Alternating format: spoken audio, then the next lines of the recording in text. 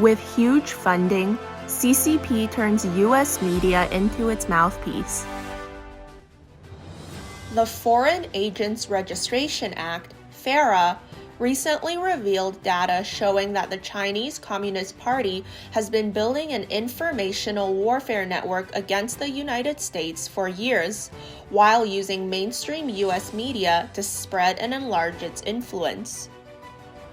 According to FARA's spending calculations and data compiled by OpenSecrets.org, Chinese Communist Party media China Daily spent more than $37.65 million in the U.S. from 2017 to 2019, while CCTV spent $48.33 million in the U.S. in 2020 alone.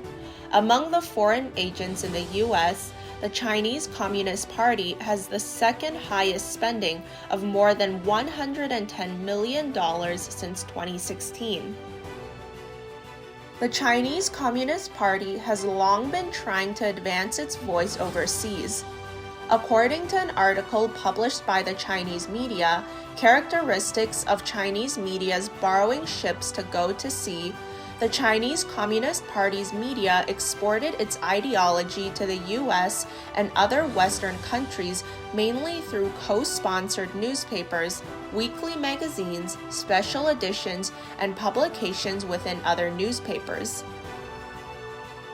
China Daily, now distributed in many major cities in the United States, also buys advertisements in major U.S. newspapers such as the Washington Post, New York Times, Wall Street Journal, and Los Angeles Times.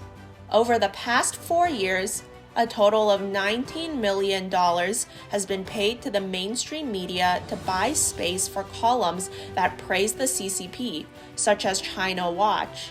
The Chinese media also inserts articles on public relations approved by the CCP inside other newspaper publications in order to infiltrate congressional offices and influence U.S. policies and public opinions. On December 18, 2020, U.S. Secretary of State Mike Pompeo criticized major U.S. media outlets for surrendering to the CCP for profit. In many cases, you see American media is beholden to the Chinese Communist Party. Big media empires have operations, right? It's 1.4 billion people in China. They want to serve that market, so they want to sell their movies or their streaming products there, and so they often bend a knee, kowtow to them. It's unfortunate. So that means their news organizations oftentimes too are reluctant to cover these transgressions from China, and in worse, Mark, sometimes they actually mouth Chinese propaganda. That's the worst of it all.